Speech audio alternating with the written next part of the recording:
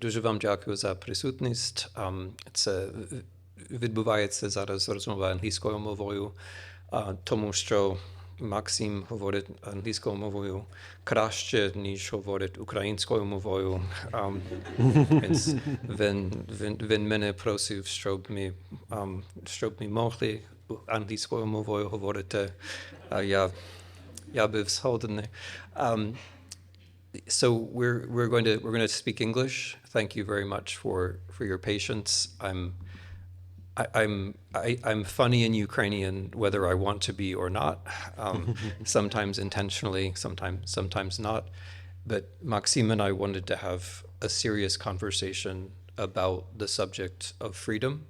Freedom is a subject that brings us together, and so we're just going to move through a normal conversation, or as normal a conversation as one can have in these times.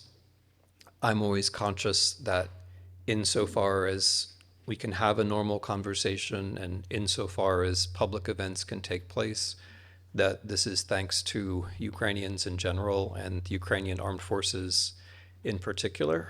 So having acknowledged that, Maxim, maybe we could begin with just the very basic question of what does the word freedom mean for you? What do you associate with the idea of freedom? What do you think freedom is? Well, good evening, everyone. Thank you very much. It's a big question. You know, I recalled when in Ukraine at Maidan Square for a couple of years, on the building of trade union house, which was still burned after the Maidan revolution, there was this huge banner which said, "Freedom is our religion." And later on it was taken down and the trade union house was restored. But it resonated with so many people. I just wondered what different people actually meant when they read it and when it resonated with them. To me, freedom is something very essential, which is deeply connected to our very humanity. This is what I thought about.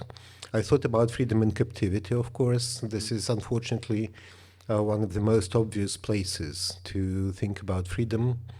And to me, freedom is something that is inseparable from us. Of course, it can be limited. Of course, it really resonated with me when I read about it in your book. We are not born free entirely from everything. We are born very dependent upon other people. We are able to survive and to grow up and to learn and to develop due to so many inputs which are made by other people into us. But we receiving or finding ourselves in different circumstances.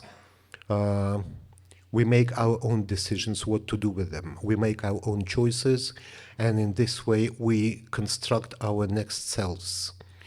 In this way, I'm probably existentialist in a way, like we're making us, we are developing ourselves via through our choices which we make, and freedom is something that makes it possible for us.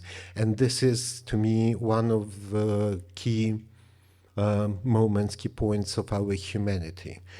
Without freedom, we are not human. And this is also something that was experienced in captivity. I think we'll come to individual experience later on as well.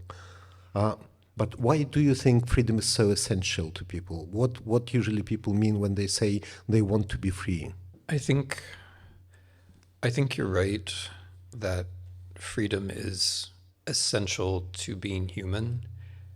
And I think you're right to ask whether we know what we mean by it when we hang a banner or when we have a slogan.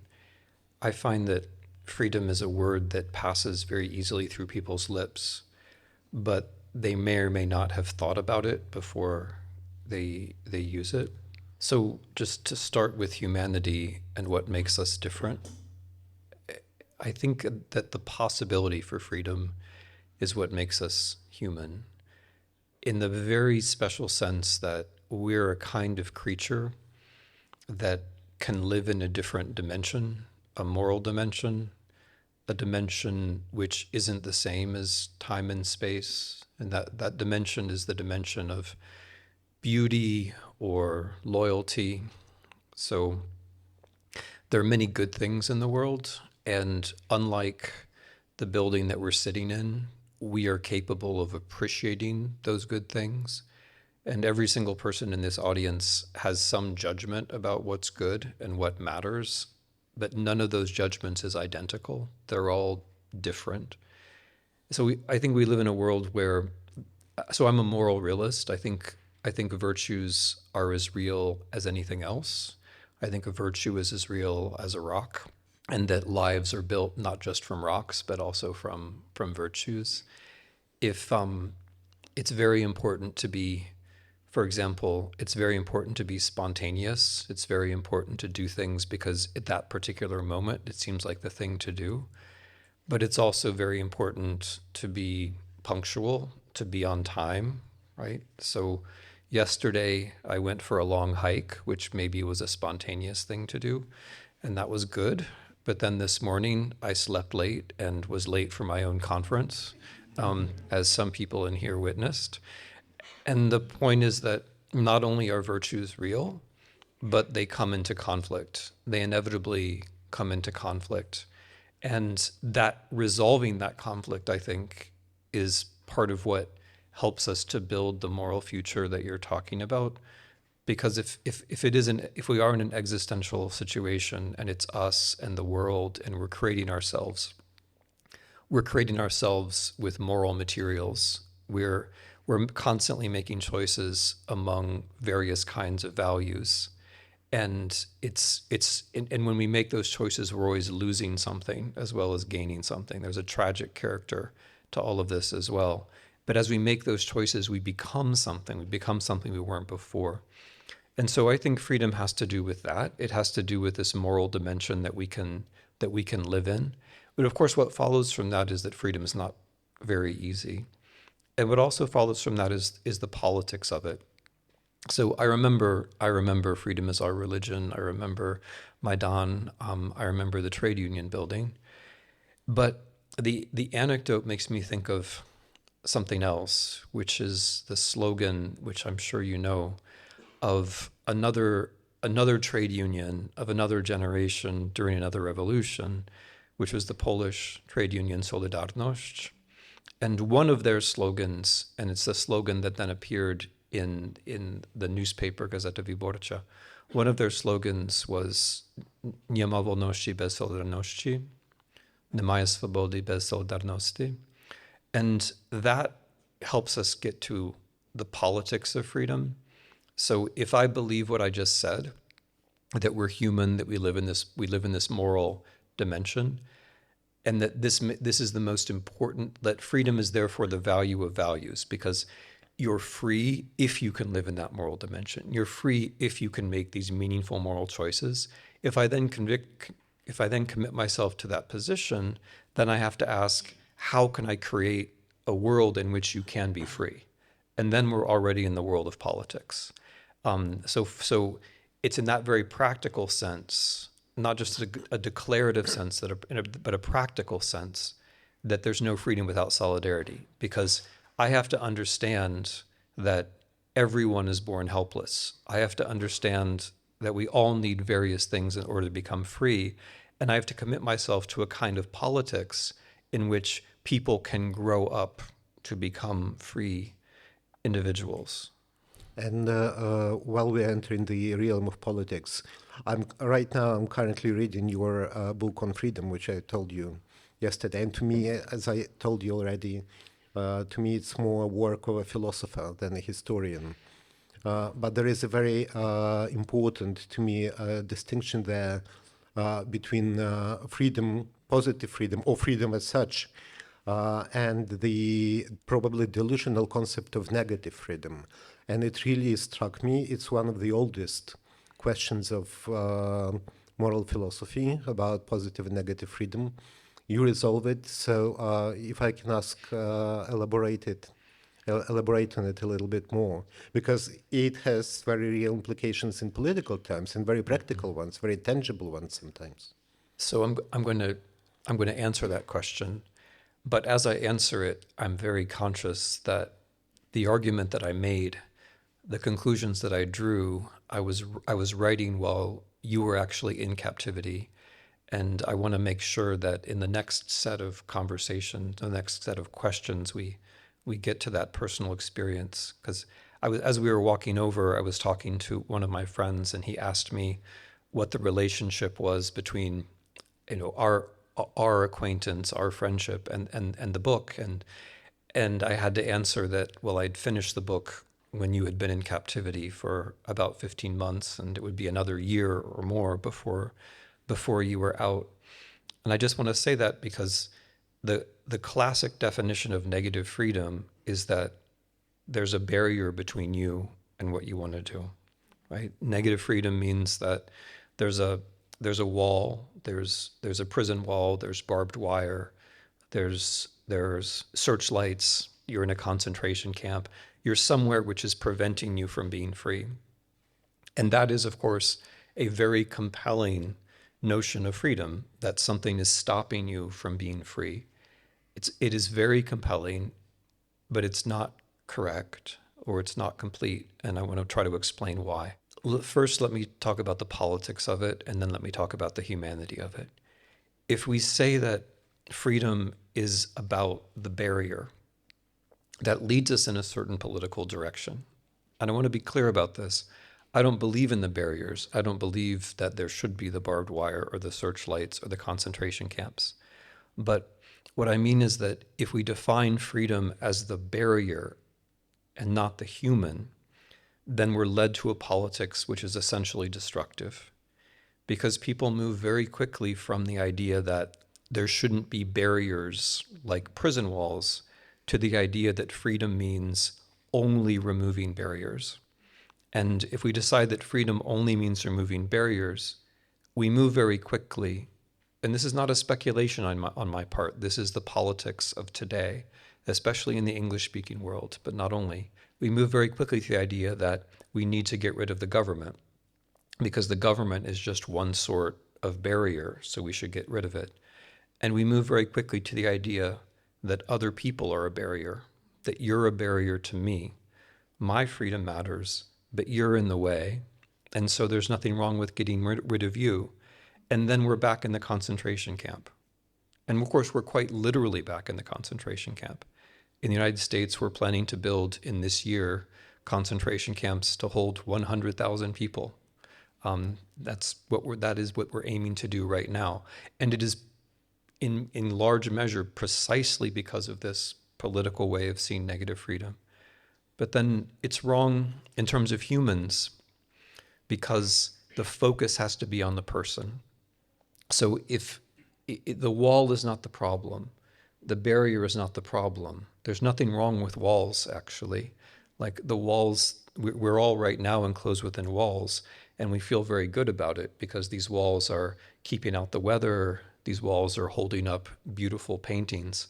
So it's not the wall that's the problem. It's the relationship between the person and the wall. These walls happen to be enabling us to do something, but they could be something else, right? As for example, as in the famous example that you will all know of izolacja, right? Where the same walls that held up paintings could become the walls of a concentration camp. So the problem isn't the wall. The problem is the person behind the wall. That's the problem. And once we recognize that, we move very quickly from negative freedom to positive freedom because we ask, yes, we should release the person from behind the wall, but we very quickly realize this is only the first step, that this person needs other things besides being brought out from behind the wall.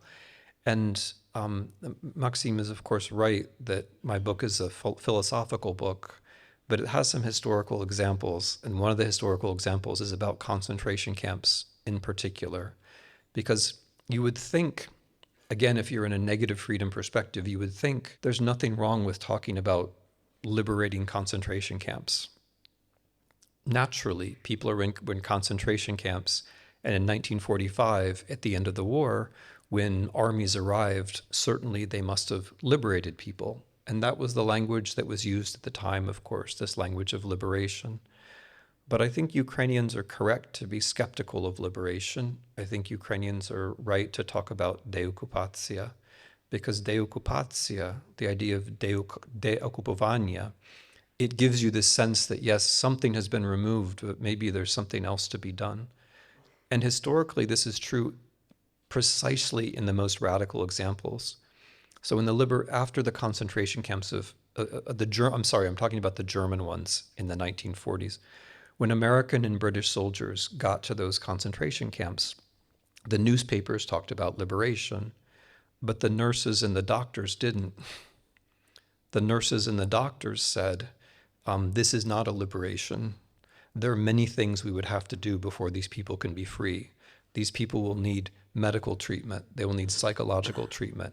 There's in particular, and this is in a book of one of my colleagues, Daniel Stone, but there's correspondence from a nurse who arrived, and the first thing she wrote back was, "This is not a liberation." Not that it wasn't important that the concentration camps had that the German guards were gone, but that was just the first step. And so I think the most extreme examples, and we'll talk about this later, but the war in Ukraine is also for me an extreme example. But the most extreme examples lead you precisely to the conclusion that freedom is not negative, that it's actually positive. Yeah, actually, it reminds me from my personal experience, those days when me and my brothers in arms, we were taking part in the occupation of Kiev region. And when we deoccupied or liberated a town in Kiev region, it was an incredible feeling to be a liberator, because we were greeted by local population when they saw Ukrainian uniforms finally on the streets of their town. They were hugging us and they were crying and everything. But later on, we had to do certain things for them to be able to restore their lives. We had to do some basic demining. And then, of course, food had to arrive, because in 1 month of occupation, all food was plundered by Russian soldiers. So some people were just simply hungry. So in order to restart lives, it was not enough just to come and liberate the town. We had to do some efforts to put in place to make people able to live, to continue to live, and to live deoccupied life, free, more free life than it was. And the experience of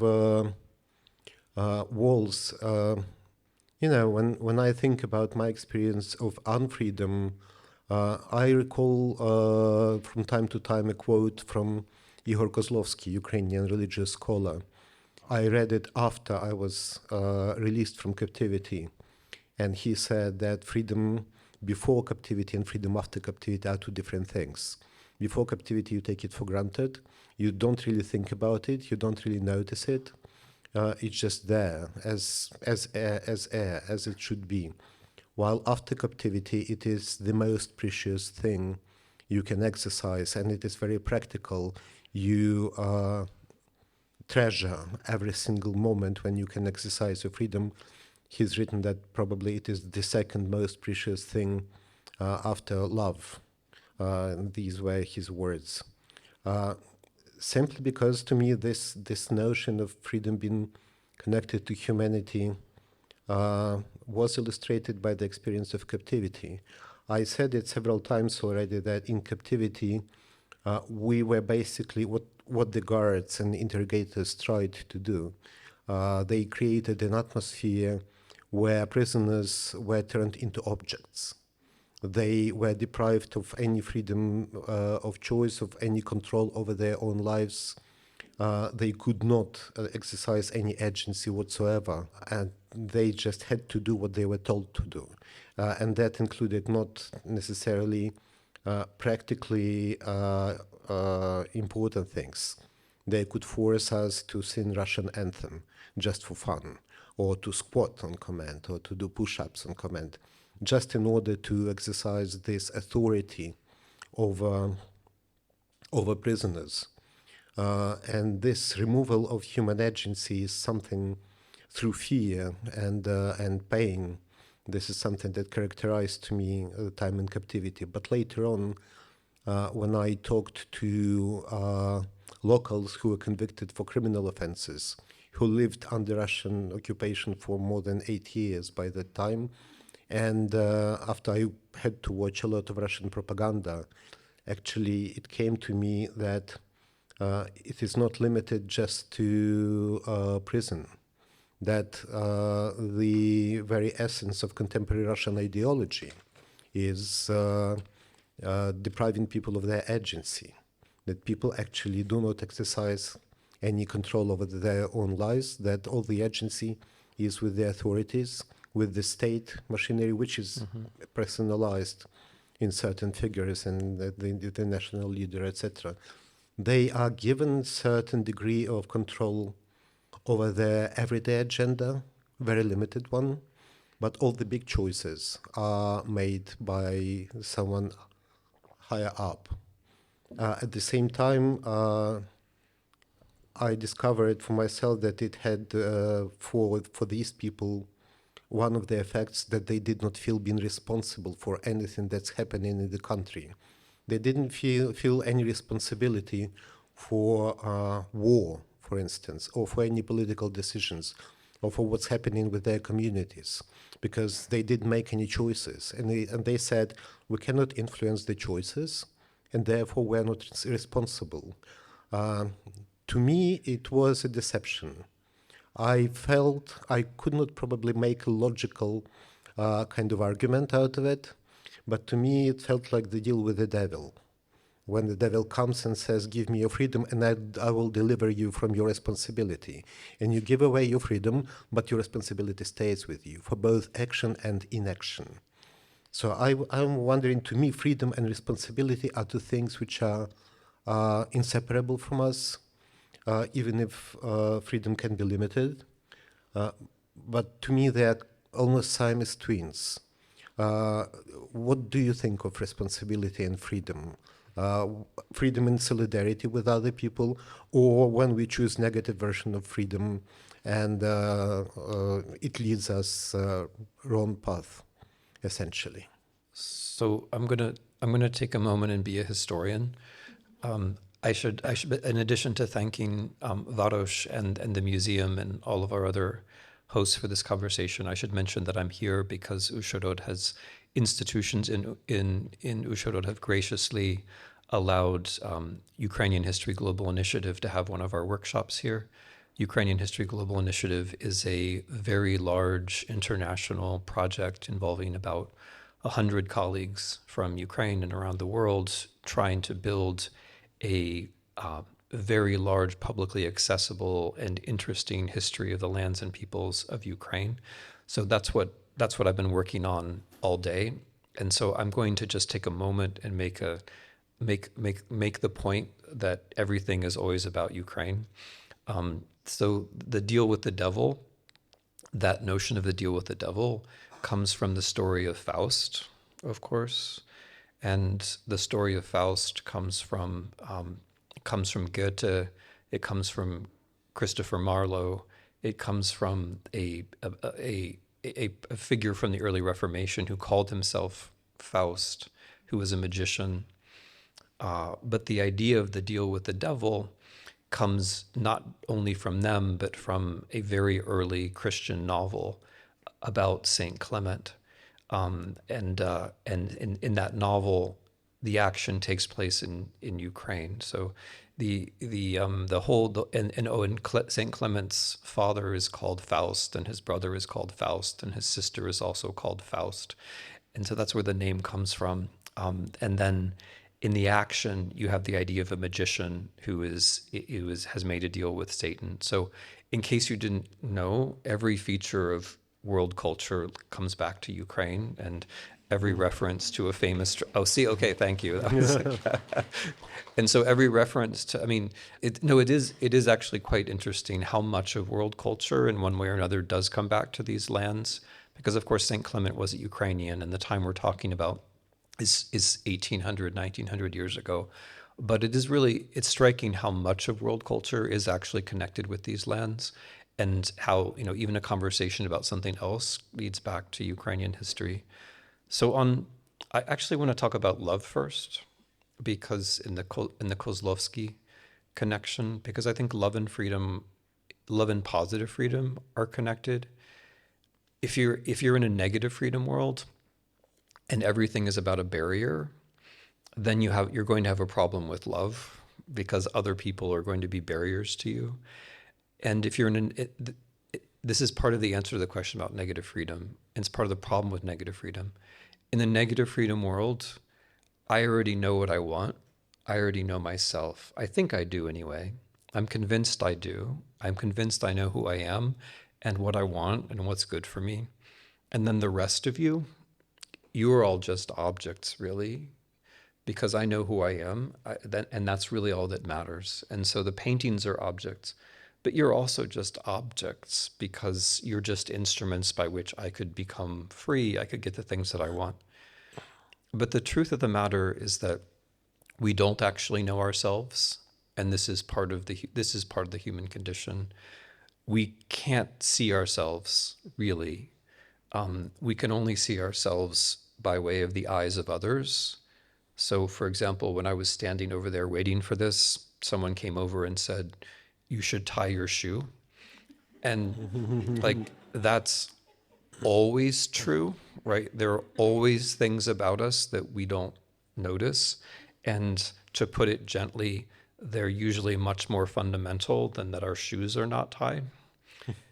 And the only way that we learn those things, the only way we can see ourselves through others' eyes, is to believe in the reality of other people, to empathize with them, to see them as creatures who are like us. So if we don't have empathy, and I would just stretching the point a little bit, if we don't have love, then we can't see ourselves. And if we can't see ourselves, then we really can't be free, right? Because if you don't really know yourself, then you don't really know what you value. You don't really know what you think is good. And so the notions of, like, when Kozlovsky says that freedom is the most important thing except for love, I think of how the two are actually, in a way, connected, right? So responsibility, it comes with freedom, I think, in a couple of ways. And I want to just mention the most expansive way and then come to the very specific way that I think you're suggesting. The most expansive way is actually political. That if I believe in freedom for me, I am logically responsible for creating the conditions for freedom for everyone. Because if the kind of thinking that I'm doing about freedom is right, then that means that freedom is the value of values. It's not just me doing what I want, it's the value of values. It's the most important thing. And it also follows that for everyone to be free, or as free as we can be, we need certain conditions. We need to have things done that we can't do alone. So going back, Maxim mentioned the example of the newborn baby. For me, the newborn baby is where philosophy has to start. And that, by the way, you should experience that as, a liberation from reading a lot of philosophy, because there's a lot of philosophy without babies in it. And I think that the only serious philosophy has birth and death in it, and not just death. So not just like Heidegger is not the only thing you have to read, but also Hannah Arendt, and like Hannah Arendt versus Heidegger is about birth and natality. And she's right. I think she's more right than she realized, in that if you're not talking about birth, then you're not making the basic recognition about the human condition, which is from the very beginning, we all need various kinds of support. And we need kinds of support precisely to become free. It's not that we're free when we're left alone. If we were free when we were left alone, then we could just give birth and then leave the child in the forest and the child would grow up to be free. And we know, like, that's absurd, it's grotesque, it's sad. But we know that's not true. And what's true of that newborn baby is true of everyone all the time. We all are vulnerable in some sense or another, and we all need support, whether we recognize it or not. And so the broadest kind of responsibility, I think, is political, that if you recognize freedom as the highest value, you also have to be in favor of things like healthcare and parental leave and so on and so forth. You have to be in favor of a politics which is generous, not for other reasons, but precisely for reasons of freedom. And then there's the specific sense, which is that if you believe in freedom, you have to believe in responsibility, because you realize that you're making choices among morally good things, and you recognize that you're not choosing some things. So if you choose, if you choose to be loyal to your friend, you may not be honest to your friend. And if you choose to be honest to your friend, you may not be loyal to your friend. And that's just the way things are. The universe is just like that. You can't have all good things at once. And so if you're a free person, then you're responsible for these kinds of smaller and larger tragedies all the time. And so you feel a sense of responsibility. And the people who I find to be free, I notice they do have a sense of responsibility. But then coming down to like the negative example that you're giving, then I fall back into the position that Havel took and other dissidents took, which is that you're always bearing a little bit of responsibility, regardless of the circumstances. Even if all you have is a nod or some kind of a sign, you're always bearing some kind of responsibility. And the moment when you say, I'm bearing no responsibility, you're changing the world. Yeah. The more we talk, the more questions I actually have, which is a very good sign. But before moving to the question which came up to my mind, which is more practical, I would ask about one more notion. Recently, I attended a conference in Munich, which was not that conference, not Munich Security Conference, but the conference co-organized by Ukrainian Catholic University together with two other universities abroad. And this conference was dedicated to the topic of truth and the solution of truth. The solution of truth specifically in the current war of Russia against Ukraine. It was very interesting and fruitful conference. But to me, what was important is that, again, when it comes to Russian ideology, contemporary Russian ideology, we know that Russian propaganda actually is largely based upon not its own version of truth, but upon the insistence that there is no truth as such. It just doesn't exist. Everything is a matter of interpretation. And who is the interpreter, who is the bearer of truth, is decided solely by exercising different degrees of violence. So basically, Russian state is the bearer of truth just because it can force its subjects to recognize this or that version of events as truth. And to me, this monopolization of truth in the hands of the state is a logical continuation of this deprivation of human agency and of freedom. How essential is truth to freedom? Do you think we can disconnect these two, or they're inseparable? I'm going to answer that, Maxim, but not right away, because I just talked for a long time, and I want you to talk for a little bit. And there's a specific question that I want to pose to you on this subject, and then if you want, I can come back to this. Mm-hmm. But it has to do with your experience of interrogation and interrogators asking you questions where it was just this that was at stake. So basic things like, is there such thing as an invasion? Or does an invasion happen on a certain day? And are armies real? Or are all these things just a matter of framing and phrasing and so on?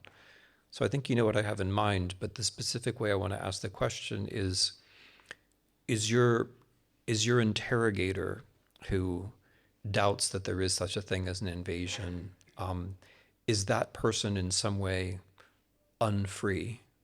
Because that person is trapped in a world where everything is just a matter of phrasing and framing and what's convenient. I would say so, yes. I had this impression because apparently some of the interrogators, they were interested in talking to us, but their ultimate goal was not to find out what we think or to have a meaningful discussion with us. Their ultimate goal was us to reconfirm what they told us, actually. So they tried to lead us to the point where we would say, okay, there was no invasion, or Russia has all the right to interfere into Ukraine's affairs, or yes, Ukraine prepared itself to invade Russian territories. They really wanted us to say this, and with some of them, actually, the lines of, well, conversations, if there were conversations, they came to an end when they were confronted with the very basic facts. For instance, when they said there is no invasion or there was no invasion, a couple of times I just said, okay, can you tell me which troops crossed which border on the 24th of February 2022 into which direction? This is a very basic fact. It's not a matter of interpretation. And this is where at least one of them said, okay, yeah, Russian troops crossed into Ukraine. It's not the other way around. So there was nothing to say about it. But then, of course, he said, well, but, we had legitimate concerns about our security, so we had to do this because Ukraine was preparing itself to attack Taganrog. I don't know why Taganrog, actually. I asked him why Taganrog. He said, I don't know. Yeah. But I was actually surprised that they were not interested in finding out what would be alternative version of events for them. They were interested only in reaffirmation of what they told us. And even those who could show a certain degree of skeptical attitude towards official narrative. For instance, there was one interrogator who said, okay, that's all bullshit about special military operation. This is war. And I thought, wow, it's very brave of you. Because for these very words, people go to jail in Russia currently. But then he came back again with Russian official propaganda narratives, because we had to do this, and this is a war of liberation of people of Ukraine from Ukrainian Nazi regime. And I thought, okay, you are not skeptical, you are not critical. To me, it was a picture of people who were trapped in the cage of narratives which they did not produce. They were fed with them. Later on in penal colony, in the prison camp, for instance, I've seen it many times when those convicted for criminal offenses, they went to see Skobeyeva, Russian propagandist, every night, and they cursed her. They hated her, actually. They said that, well, they called her names, they said she's a liar and everything, but when they discussed politics among themselves, when they opened their mouths on the subject, it was like Skobeyeva was speaking out of their heads. Mm-hmm. So they were fed with this and disregarding what their opinion of Russian propagandists was. They interiorized this version of events, maybe because they were more comfortable with it at some point. Also because, it's very difficult to acknowledge that your country wages an aggressive genocidal war against another country. It's more comfortable to think we are liberators or we are fighting Nazis. It felt like they're trapped. Or, for instance, one guard who was joking about Russian official propaganda, then at some point started to try to convince us that Russia had to invade Ukraine because Ukrainian authorities made a secret pact with French authorities to import a big number of gays into Ukraine. And because Ukrainian land, like Kiev, is a sacred land, Russia could not allow to do that. I thought he was joking, but no, he was serious. And this degree of mental unfreedom, to an extent, to me, it amounted to the level when people lived in certain different worlds, like different dimension, which was set up for them. And they never made any choices about how to relate to it or whether to be critical or whether to acquire independent knowledge or to have any degree of independent thinking. So yes, I felt like these people are not free mentally and not free intellectually. And the same goes about values and their values, which were also interiorized, being fed by propaganda. So I think there's something very familiar here. At least I find it so, or a continuity, a useful continuity from the experience of the Soviet Union or totalitarianism, which is that we recognize that we need truth and that truth matters when we see the force of the lies. So one way to talk about the importance of truth is to say the lies seem to matter a lot. And if the lies matter a lot, then probably truth could matter a lot as well. And in my reading of the history of anti-Soviet dissidents in this country and in other countries, it's the notion of the small truths against the big lies. And the small truths are the things that you can verify yourself, the things that you care about, the things that you're willing to take risks for. So one way that we can tell that the truth is important is the negative way, to look at the force of big lies, which of course applies to Russian big lies, but not only Russian big lies. There are a lot of big lies at work in the world, and some of them come from humans, and some of them come from machines, and some of them come from the East, but some of them also come from the West or from other places. The second thing I would do is try to connect this back to our discussion of negative freedom and positive freedom. I think truth is one of those values, like loyalty or honesty. It can't finally be defined or finally grasped. You can't hold it in your hand, but that doesn't mean that it's not real. And by the way, the problem that we have in the West, and it's a general problem of not being able to say things like, I believe in truth. I think that's not just a moral problem, but an obvious political problem. Because if, as an individual, or like a privileged individual, an academic, a public intellectual, a politician, if you can't say that you believe in truth from a position of privilege, then how do we expect everyone else to say that they believe in truth? How do we expect people not to fall into the most convenient form of skepticism at a given moment if we, from positions of privilege, can't say things like we believe in truth? And in general, in my country, people can't say things like that because they feel that they would be seen as naive, or they would be bullied or mocked or something if they said they believe in truth. So I try to make a point in all public appearances, if I can possibly find a pretext to do so, to say that I believe in truth, because I think that without that,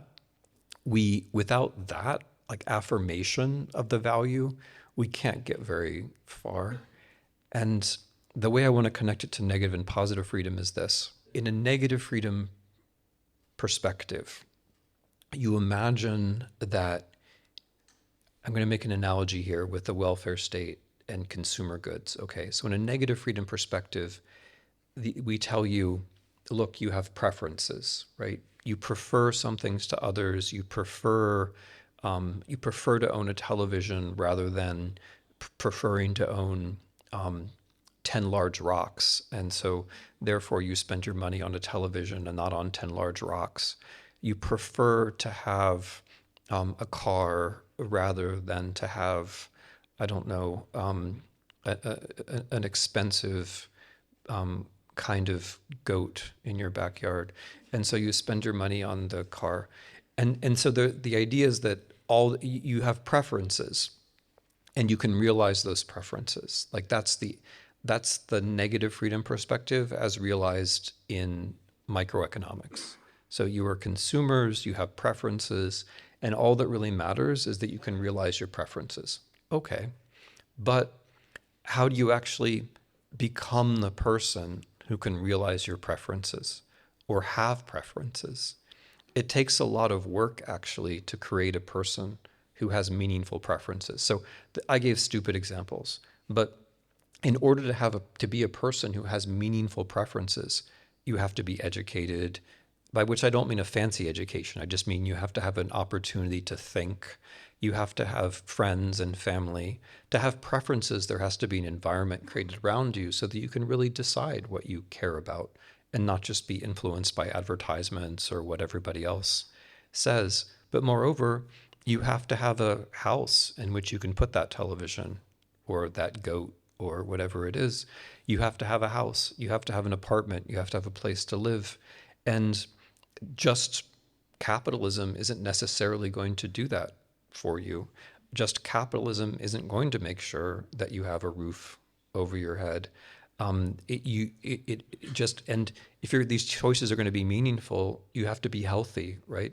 Like if you're sick or if you're dead, the choice between television and goats isn't a meaningful choice to you anymore if you're sick or if you're dead.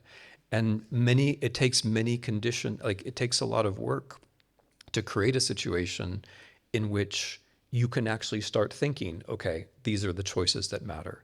And this is for people who are in a country that's at war. This is an obvious point, right? Because there are more important things to think about sometimes. But it's true in general that in order to get to that point where it's all about your choices, we have to put a lot of work into you and a lot of work into the society around you. And all of that work is about positive freedom. So now I just want to make the same point about facts. In a negative freedom perspective, it's all about your preferences. So you prefer to believe in dragons, and you prefer to believe in quantum physics, and you prefer to believe in alchemy, and these are all fine choices, by the way. And you prefer to believe that it would be more fun to be at home watching the Olympics, and so from a negative freedom perspective, there is no truth, right? It's just a series of consumer choices. You can believe what you want. And this, by the way, is a funny way in which what appears to be left-wing politics turns out to be the same as right-wing politics. Because in right-wing politics, we say, forget about the state, forget about all the preconditions, just have the consumer preferences that you want and everything will be fine. And in left-wing politics, not all left-wing politics, but in some versions of left-wing politics, we say there is no truth. Truth is just a restraint. All that really matters is your perspective and your position, right? So just tell us authentically where you're coming from, and that's the only thing that matters. But I think those two positions essentially turn out to be the same position, because in order for you to be truthful, in order for you to have a sense of what you really care about, you have to have love and empathy and institutions and all kinds of things. In order for you to have a view of factuality, you have to have teachers and newspapers and some knowledge of science. A whole lot of work has to go into creating a situation in which you can have some idea what the truth is. And you can't do it on your own. It's impossible. You can't grow up like as an isolated individual and invent scientific laboratories for yourself and invent all of modern science for yourself and invent the practice of journalism for yourself and invent the school system for yourself and invent the university system for yourself. You can't really pursue the truth on your own. It's an attractive romantic idea, but it's ridiculous.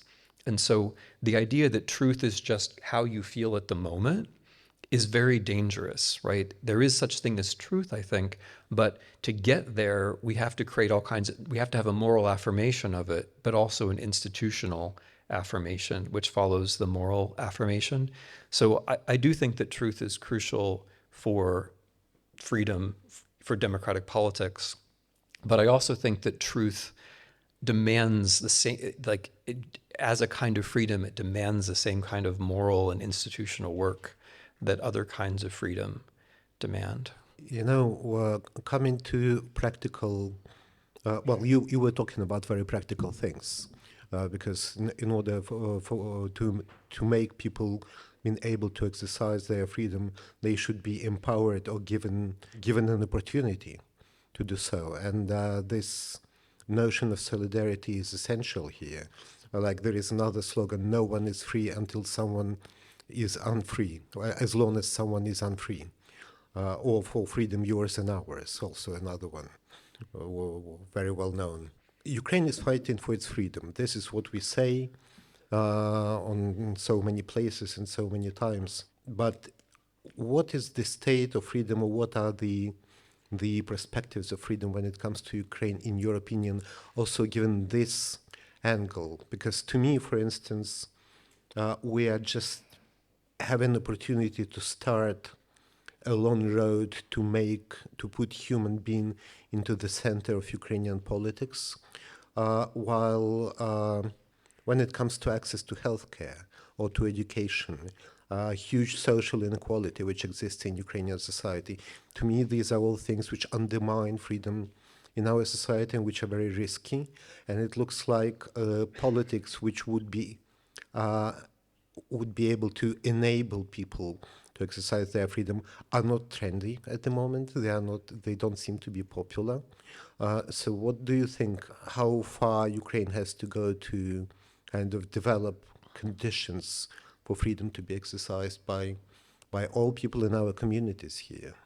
So I'm gonna start that by noting that a lot of my own thinking about freedom has come from Ukrainians or conversations with Ukrainians. So before I get to the critical part about Ukrainian politics, I want to acknowledge that this book was written largely during the full-scale invasion, and I took the book with me, or the drafts of the book with me, to Ukraine several times after the full-scale invasion, and talked to colleagues and talked to friends, and also just talked to people. And these examples of deoccupation and so on that are important in the book, I had from going to deoccupied villages or deoccupied towns and talking to people. But also, a lot of my Ukrainian colleagues and friends are in a tradition, whether or not they use the phrase themselves and they can describe themselves, but they seem to be very much in a tradition of what I would think of as civil society, positive freedom, where you're thinking about freedom in terms of what you can enable people to do.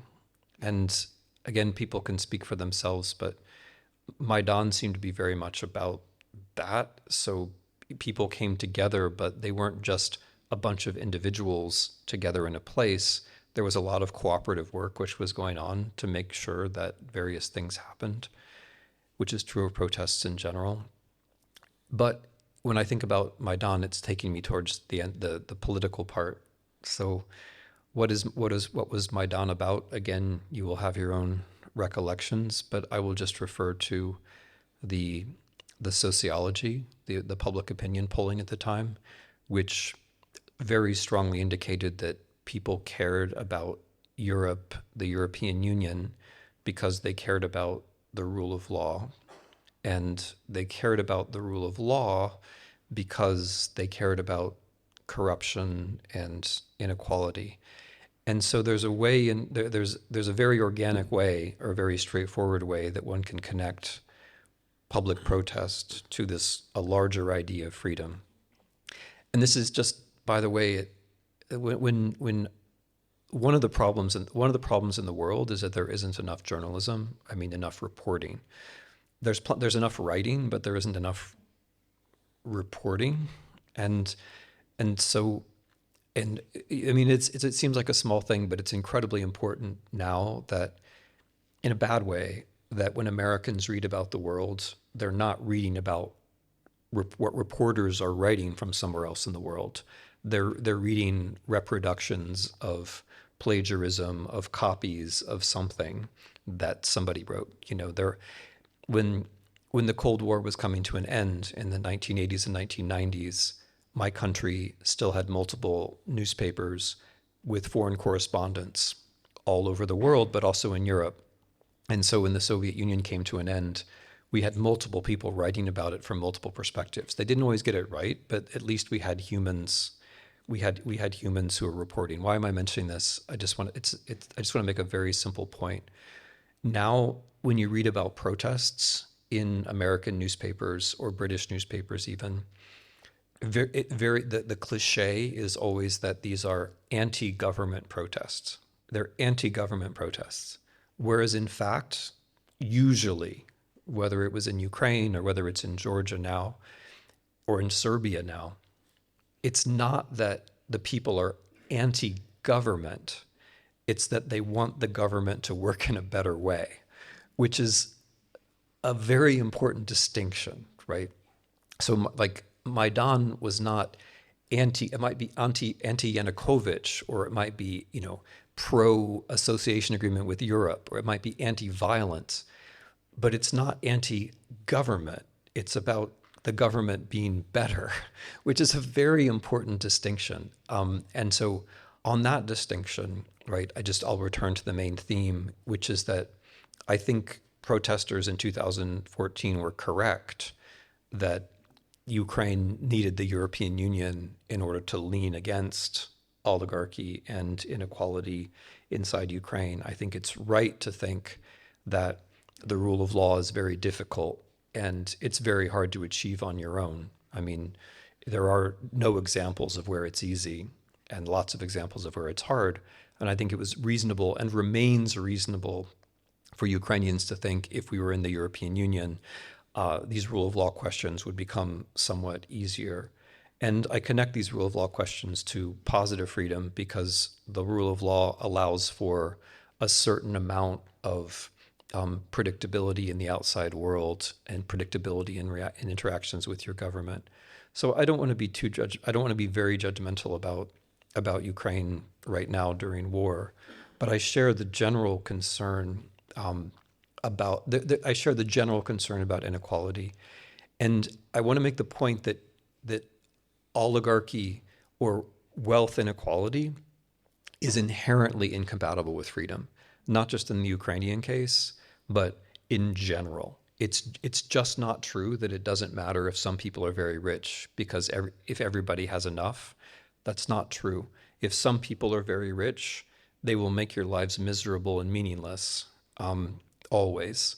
And it doesn't matter like whether there's a statistical average. Like my country, the United States, we're prisoners of the statistical average. If you look at an average, yeah, it seems like Americans have enough money. But if you take the top 1% out of the average, and it turns out that most Americans are poor, which is a very different picture. And you can take the top 1% out because in terms of the country, they don't matter, right? I mean, there just aren't enough of them. There aren't that many. I mean, I should say us, because I'm in the top 1%. There aren't enough of us. I'm not in the top 0.01%, but like there aren't enough people in that top 1% to really matter. And insofar as they do matter, the people at the very top, they matter negatively. They make things worse. They don't make things better. They make things worse. They buy up the newspapers and destroy them. They buy up the media and destroy them. They impose their own big lies on society because government isn't the only producer of big lies. Oligarchs also produce big lies all on their own. And then they try to impose their big lies on the government, which is the story of the United States right now, essentially, is government capture by oligarchs, which is something that, something about yourselves. So I don't want to judge Ukraine like too harshly, but I would put it like this, that the war is an opportunity for change. Again, to make a historian's point, war is an opportunity for change. War is an opportunity for reassessment. War is an opportunity for reallocation of resources. And it's not, that opportunity has to be recognized and seen. But I would add to that a point which is more for the rest of us outside Ukraine, that we have to think very carefully about reconstruction. That reconstruction is about reconstructing the lives of people. It's not just the amount of money that we send to Kyiv. It's more about the amount of money that gets to the oblasts and the municipalities and the non-governmental organizations. That reconstruction only works when it's targeted towards something like the positive freedom we've been talking about, where it's about creating opportunities for people and doing things thoughtfully so that cities are rebuilt in a way where people feel like they have more opportunities and do have more opportunities. So, I mean, Ukrainians are in a position where they are thinking about freedom and in interesting ways. And the positive negative freedom thing, I mean, partly I have that from Natalia Gumenyuk, where she has journalism. I mean, she and I, our minds probably merged a little bit on this issue, but in talking to Ukrainians, like she realized the freedom that people have in mind isn't just the removal of the Russians; it's also something bigger. Yep. And they're right. But then the question is, in that something big, that realizing it is half of the problem. The other half is creating the institutions that can realize it. And civil society can take you so far with that, but past a certain point, you need the government. Well, thank you for that, because it really resonates with what I feel, and I agree with Natalia Homenyuk on that as well. You started to talk about the United States. I cannot avoid but asking you a question about that. You know, among other things, because for Ukrainians, of course, the core of the mythology about the United States of America is the land of the free. And freedom is like essential notion, etc., etc. What happened to the land of the free? And what is the current state? Because every next news from across the ocean is sometimes surprising, and sometimes more than that. So I'm gonna answer the question, but I'm gonna just make that move again that I made before, where I say you are Ukrainian and you were just in the United States. So why don't you share a couple of your impressions from being there that perhaps inform this question? Well, I just came back from the United States. I haven't been there for long. These were visits to several universities, and I talked mostly to people from academic environment. So I've met not many sympathizers of the political line of the current American administration, to put it mildly. But the overall feeling is like many people whom I talked to, they are lost. Surprised is too mild a term. As I've mentioned, there is this nice British word flabbergasted by the stream of events, by the speed of events, and maybe it's a wrong judgment on my side, very subjective one, but sometimes I've heard tones of helplessness, and people don't really understand what to do. They found themselves in a situation they never could imagine before. The stream of events, when I was there, this is when another protester was killed in Minnesota. All the news related to that, of course, produced an effect of a shock. Of course, a lot of people talk about midterm elections in autumn, but it looks like certain points of no return had been crossed, and some things disregarding the outcomes of the elections, some things it won't be possible to roll them back, or will it? I really don't know the United States to an extent that could make me feel like I'm able to predict anything at all. But I felt this atmosphere of, I would say, of a shock among so many people in there, just because they could never imagine that this kind of a situation they will find themselves in. Okay. So, well, I'll start from there, and I have to say that, I mean, my position on this is not neutral.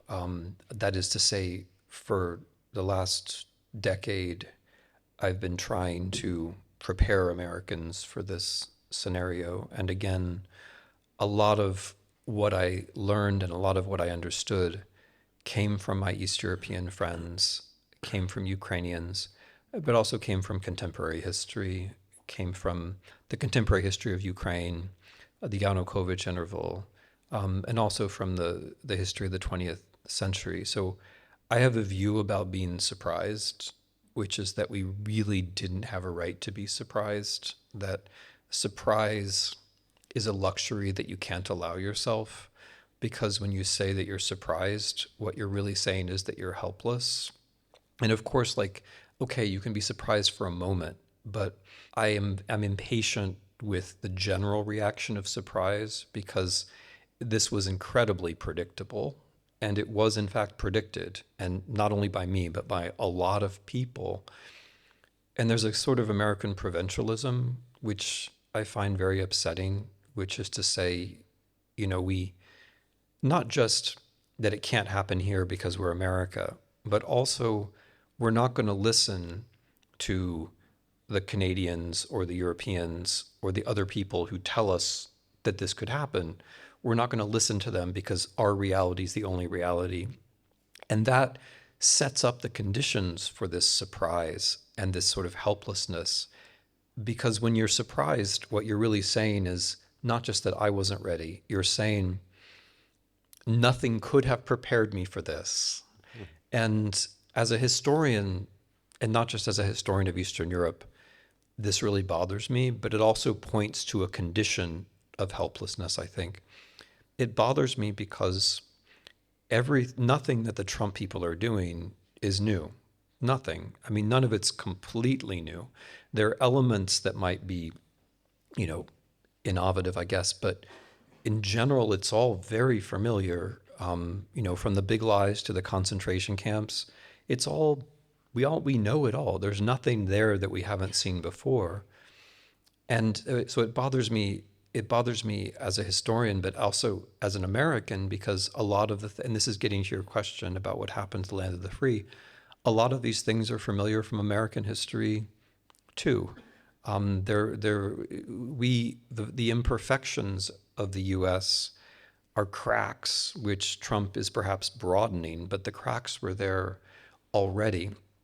And so there's a kind of naivete which conspires with the aggression of the Trump regime. And so by being naive or by being surprised, you are in your own way taking part in this transformation. And so where I go from there is to say that history is one of those things that one needs to be free, because without history, you get surprised. And also without history, you're unaware that other people have faced similar things. And you're unaware that there are, in fact, strategies to deal with a lot of these things. So that's what I would say about the surprise. It really troubles me as an American and as a historian. But it speaks to the question of what happened to us, because of course some of the things that have happened to us have to do with Trump personally. There's no doubt that he's a very talented politician. He's from a Ukrainian perspective, he's basically a charismatic Yanukovych. Like he's not really an oligarch, like Yanukovych. He's somebody who wants to be an oligarch. He's somebody who's surrounded by oligarchs, but he wants to be an oligarch himself, Trump. But unlike Yanukovych, he does have real political talent. And so that is a factor that's important. But there are other things that were already there. Like we already talked about wealth inequality. The wealth inequality really matters. It matters a lot because it means that a lot of Americans don't have the social mobility that they thought they were going to have. And the wealth inequality also matters because it means that our media space is far too controlled by a few people, and it's getting worse all the time, right? And so the wealth inequality, which has been building for the last 50 years, is one of the things that makes a Trump possible, because when you don't think that the world around you is fair, then you're more likely to go with somebody who says, break all the rules. Because Trump's charisma says, look, I did it by breaking the rules, so why don't you come along with me and we'll break the rules together. But the reality is that when you break the rules together with Trump, 5 very rich people benefit and the other 330 million Americans do not. But that's kind of how the game works. But then there are other deep American problems, like race, and this goes back to the conversation we were having about solidarity or empathy or even love, that a lot of American politics is based on an us and them between people who regard themselves as white and others, usually African Americans, sometimes migrants, sometimes others. And Trump uses that very, very skillfully to construct an image of the United States, which is only for some people, and to construct politics as a kind of us and them. So politics is no longer about together creating the things that might help us to be more free, like better schools or health care. There are all kinds of things we need in the US, but politics is about saying that other people can't have those things.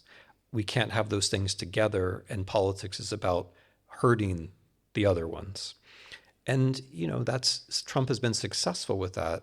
And we're reaching a kind of ridiculous extreme where, we're basically building a welfare state, but only for prison guards. We're building a welfare state, but only for people who are working to throw, other people out of the country. We've reached a kind of absurd limit of this, but the foundation for it was always there in the wealth inequality and in the racism. So what happened to the land of the free has a lot to do with some inbuilt problems as well as from this particular person. But I'll bring it back though to your early question about negative freedom and positive freedom, because the philosophy of this really matters. These philosophical questions really do matter.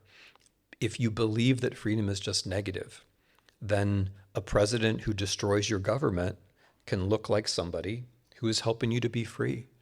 And that is how the discussion was framed in the US. In the first few weeks of the Trump administration, they just destroyed a lot of our government. They just completely wrecked it. I mean, you're familiar with USAID, but that was one of many examples where we just wrecked whole parts of our government.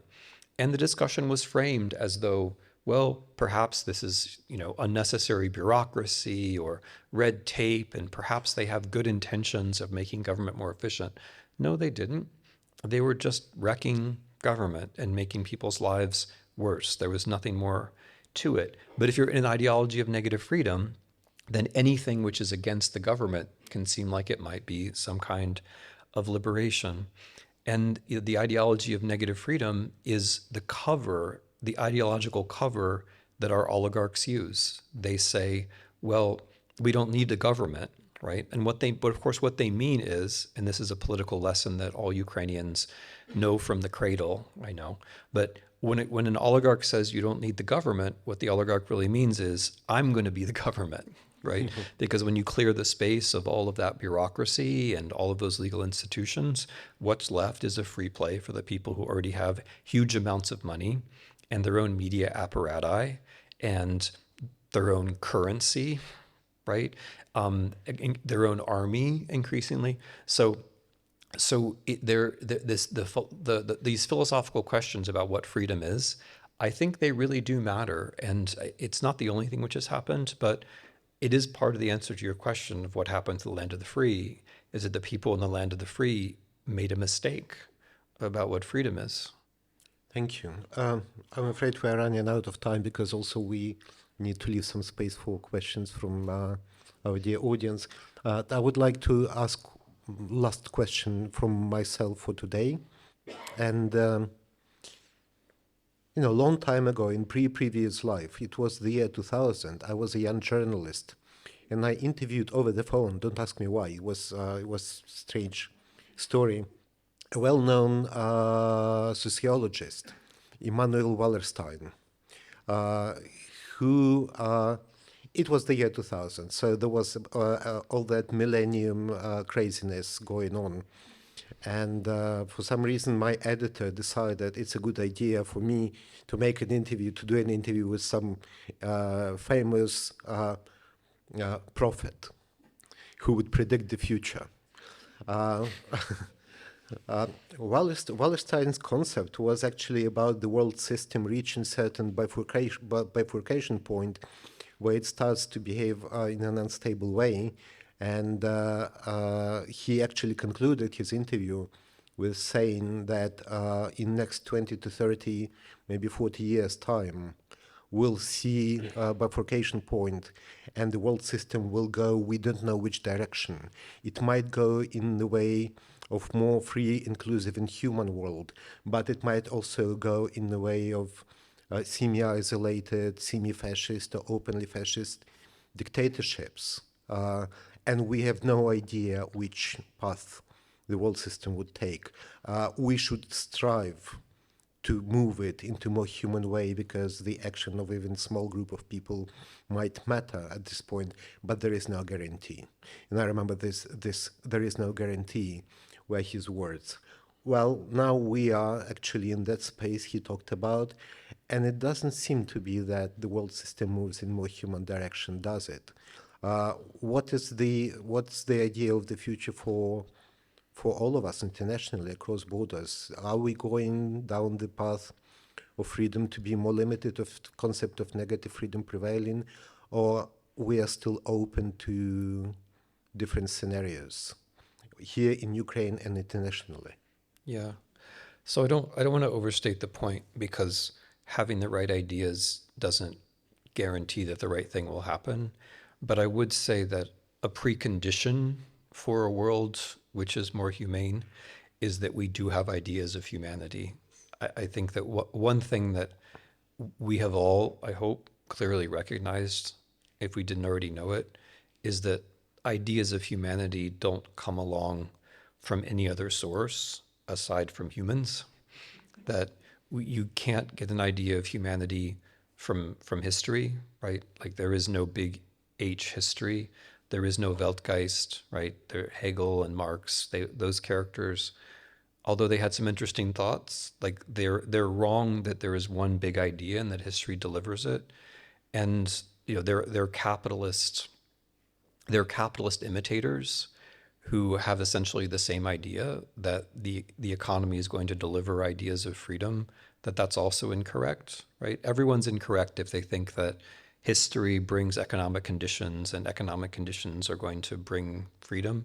It's just not true, and it's counterproductive, because nothing can bring you freedom, right? As soon as you think something's going to bring you freedom, then you're an unfree person, because freedom, at least at the beginning, has to come from human beings outward, and then it has to inform institutions. So part of the answer is that we have to take, to use your word, we have to take responsibility for thinking about a humane world.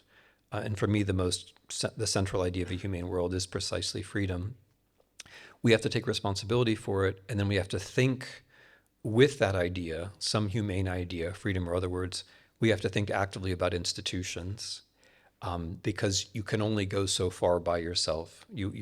And civil society, although it can be very important, historically important as it has been in Ukraine, it does have its limits. It's hard to do healthcare with civil society, right? There are limits to what you can do with civil society, and so you have to think your way towards better institutions. And crucially, we have to be able to imagine the future itself. So when you ask like how to predict the future, what's really fundamentally important is that we are able to think our way into a future at all. Because in addition to taking away the idea of truth, what our various fascists and oligarchs and fascist oligarchs are trying to do is take away the future, right? So like, as for everything else, maybe there is a word for this in Ukrainian, I just don't know it, but there's no word in English, but there is in German, Zukunftslosigkeit, like, because the Germans have a word for everything. The absence of a future, I think, is very characteristic of our politics right now. And that itself is very important, because if there isn't a future, if we can't think of a collective future, it's very hard to think of an individual future. If we can't think of the future in general, then it's very hard to imagine ourselves in the future.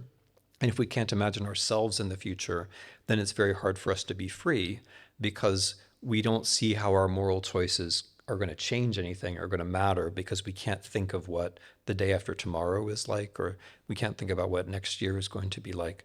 So just trying to open up the future again seems to me to be actually an important precondition, maybe more important than trying to predict it. And this is just a place where I'm going to land because it applies to both your country and my country. More obviously, maybe in Ukraine than in the US, but I think it's very important for the US too. There isn't any going back. There is no going back. Like it's not just that the invader of your country is wrong to talk about the 9th century, and it's not just that my president is wrong to talk about making America great again. It's not just that that nostalgia is wrong, and it is wrong, and it's tyrannical and it's deadly because it says that one person can draw a line from the present to the past, and therefore one person can eliminate everything else that's not on that line. But liberals sorry, I don't mean to be critical. Like, I like to think of myself as a moderate liberal type person too, but we're wrong if we think of ourselves as liberals or moderates or reasonable people or whatever.